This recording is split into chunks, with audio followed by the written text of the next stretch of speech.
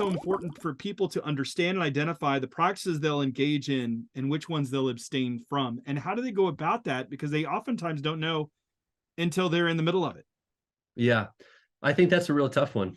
I do. And I love that you brought up the book of Daniel, but I kind of wish we had more details, not only the prophetic visions and the kind of the highlight moments, right? How did he do work in the government under the Babylonian and the Persian Empire, like on a day-to-day basis, and completely be faithful, right? So there's things, certain foods he wouldn't eat, right? Chapter 1, but then like pretty interesting, he would pray 3 times a day toward Jerusalem, the time of the evening sacrifice, 3 p.m., at a time when the evening sacrifice hadn't happened for like 50 years or something, 40, 50 years, and he prayed toward Jerusalem. He was just utterly faithful with these certain practices that made him stick out, but he did his work really well. And I think that is really key for how do we be missionaries in our culture. You should stick out, and people should know you have limits too, right? So how do you figure those ones out? I do think you have to think about what are the values in my company? What are the practices that come from those values? Which ones can I fully get behind as a person of faith? And which ones will I not get behind as a person of faith? So it could be everything from, a sales role. 1 in 9 people in the American economy works in sales. Sales is a good thing. You're selling goods and products that people need, right?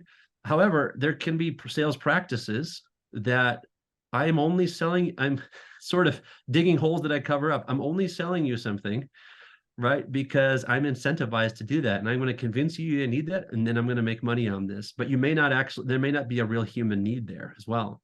So there's a little soft differences. And even thinking about how do you do sales well as a person of Christian faith, which I have but a few questions on that topic in the book on sales, because so many people work on that, from my colleague, Brian Gray, actually at Denver Institute.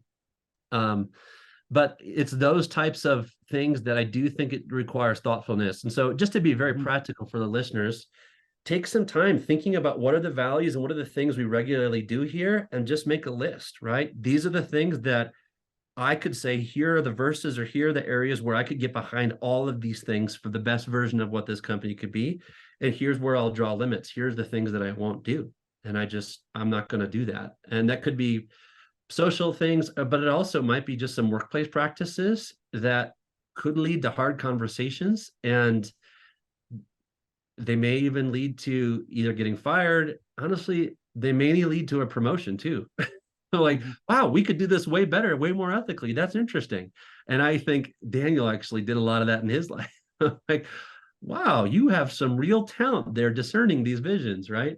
So I do think it could lead either way, but your heart needs to be open to be either, it could be go badly for me in this context to be faithful, or it might go well. Either one, like spiritually, you have to be okay with that to be very faithful in those contexts.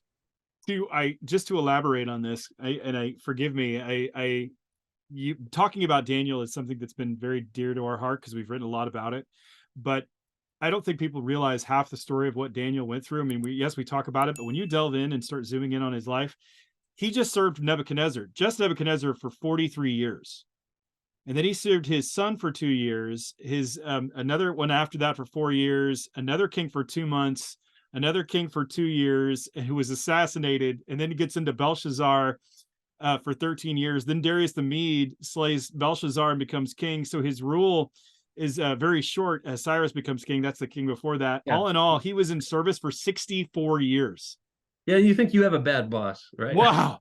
But I mean, if you think about it, he endured government transitions, assassinations, coup attempts, and even stayed in power after Babylon is defeated by the Medes and the Persians, and he stays in his position in the middle of all this. That just shows the degree of faithfulness. To reiterate your point even further of how far his integrity got him in the midst of it, to endure so many different transitions and not be tossed out of power. I mean, his influence might have ebbed and waned, but it's incredible looking at his life and what he endured and what God did through him. Really.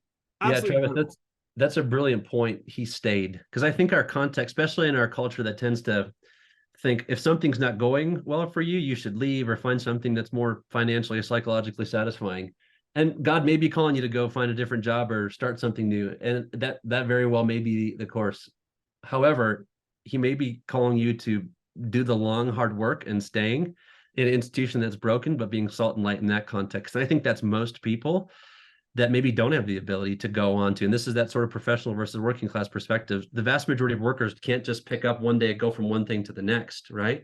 How do we be faithful in contexts that are less than ideal is a global conversation about work that I think we all need to have. So I love you said that he stayed. Yeah, He important. stayed.